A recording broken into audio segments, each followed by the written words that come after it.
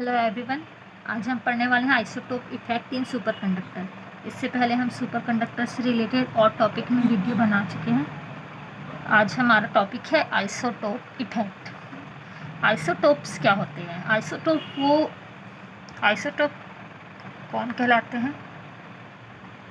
जिनके क्या होते हैं, एटॉमिक नंबर सेम होता है। एटॉमिक नंबर सेम होता है लेकिन एटॉमिक मास डिफरेंट होता है, वो हमारे कहलाते हैं आइसोटोप। यानी जिसमें नंबर ऑफ प्रोटॉन्स सेम रहते हैं लेकिन नंबर ऑफ न्यूट्रॉन्स अलग अलग रहते हैं, डिफरेंट रहते हैं, वो हमारे हो गए आइसोटोप। तो आइसोटोपिक इफेक्ट इन सुपरकंडक्टर से हमारा मतलब ये है कि अगर हम एक ही एलिमेंट के दो आइसोटोप लें तो उसके ट्रांजिशन टेम्परेचर पे क्या फर्क पड़ता है हमारे सुपरकंडक्टर के।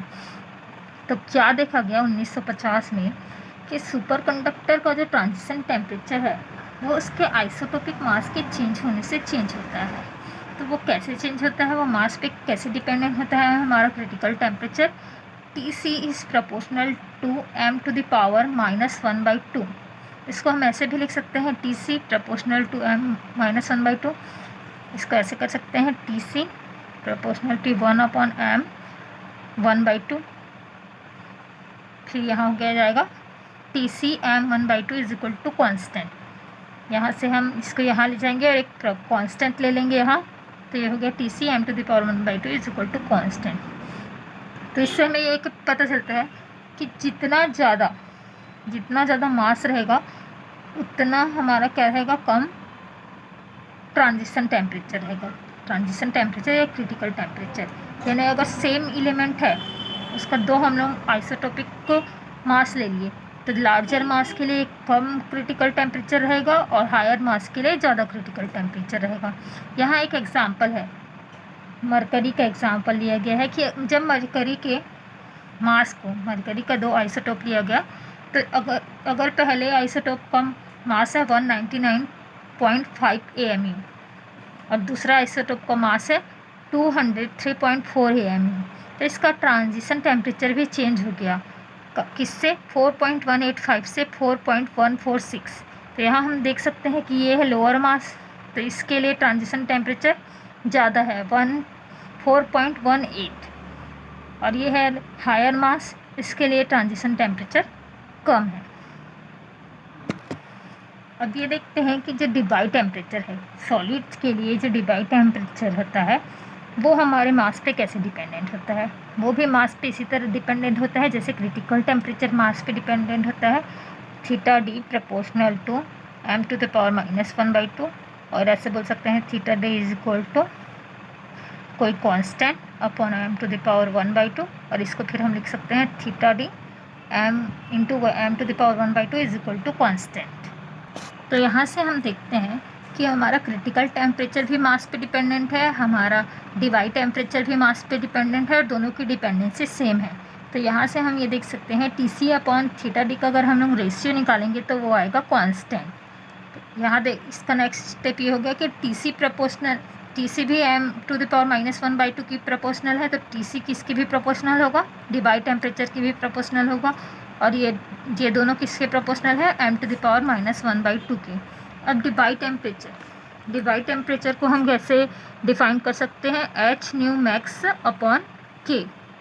यहाँ h है हमारा प्लांक कांस्टेंट, k है हमारा बोल्ट्जमैन कांस्टेंट, और न्यू मैक्स है हमारा maximum vibration frequency of lattice. Debye temperature हमारा कब डिफाइन किया गया था, जहाँ हम सॉलिड्स के स्पेसिफिक हीट को रीड कर रहे थे, तो डिबाई टेम्परेचर से सबसे अच्छे तरीके से सॉलिड के स्पेसिफिक हीट को, डिबाई थ्योरी से सबसे अच्छे से सॉलिड के स्पेसिफिक हीट को समझाया गया था। वहाँ डिबाई टेम्परेचर का कॉन्सेप्ट हमने देखा था। तो यहाँ पे हमें पता चल गया कि हमारा जो सॉलिड है उसका critical temperature maximum vibration frequency of lattice पे डिपेंड कर रहा है, यानी लैटिस के वाइब्रेशन की जो फ्रीक्वेंसी है उस पर डिपेंड कर रहा है। तो यहाँ से हमें ये पता चल जाता है lattice vibration are likely to be involve causing superconductivity. क्योंकि क्रिटिकल टेम्परेचर के बाद सुपर कंडक्टिविटी दिखाई देती है। तो इससे हमें ये कंक्लूजन निकाल सकते हैं कि लैटिस का वाइब्रेशन का कुछ ना कुछ इन्वॉल्वमेंट है सुपर कंडक्टिविटी में। लैटिस के वाइब्रेशन में हम लोग क्या देख रहे हैं, the electron phonon interaction might be playing an important role for the occurrence of superconductivity. इसके साथ ही इलेक्ट्रॉन और फोनॉन, लैटिस के वाइब्रेशन से हम लोगों को यहाँ मिल रहा है फोनॉन, और ये क्या कर रहा है, इलेक्ट्रॉन के साथ इंटरेक्ट कर रहा है। तो इलेक्ट्रॉन और फोनॉन का जो इंटरेक्शन है वो भी सुपर कंडक्टिविटी में इम्पोर्टेंट रोल प्ले कर रहा है, ये हम यहाँ से समझ सकते हैं। और यहाँ से हम और क्या आगे कंक्लूजन निकाल सकते हैं, this let that the two electrons in a metal can effectively attract each other, यानी दो इलेक्ट्रॉन एक दूसरे को अट्रैक्ट कर सकते हैं। कैसे अट्रैक्ट कर सकते हैं, the attraction being mediated bye lattice vibration. और ये अट्रैक्शन किसके कारण पॉसिबल होगा कि बीच में लैटिस वाइब्रेशन मेडिएट कर रहा है। ये एक इलेक्ट्रॉन है, इसको लैटिस अपने में जोड़ लिया, ये दूसरा इलेक्ट्रॉन है, इसको लैटिस अपने में जोड़ लिया, तो इस प्रकार से ये दोनों इलेक्ट्रॉन भी एक दूसरे से अट्रैक्ट हो गए। तो इस प्रकार से हम लोग क्या देखें कि सुपर कंडक्टिविटी में लैटिस का वाइब्रेशन इंपॉर्टेंट रोल प्ले कर रहा है। और इसी को आगे चल के बार्डिंग, कूपर एंड स्टीफन ने डेवलप किया एटॉमिक थ्योरी सुपर कंडक्टिविटी की, जो किस पे डिपेंडेंट थी, इलेक्ट्रॉन्स के जो पेयर फॉर्मेशन है जिसको कूपर पेयर्स बोलते हैं, उस पर डिपेंडेंट है। तो इस प्रकार से आज हमने आइसोटोपिक इफेक्ट पढ़ा और ये देखा कि किस प्रकार से हमने एटॉमिक थ्योरी, जहाँ से हमने एटॉमिक थ्योरी की ओर आगे बढ़े और बार्डिंग कूपर BCS थ्योरी आया। तो नेक्स्ट वीडियो में हम BCS थ्योरी पढ़ेंगे।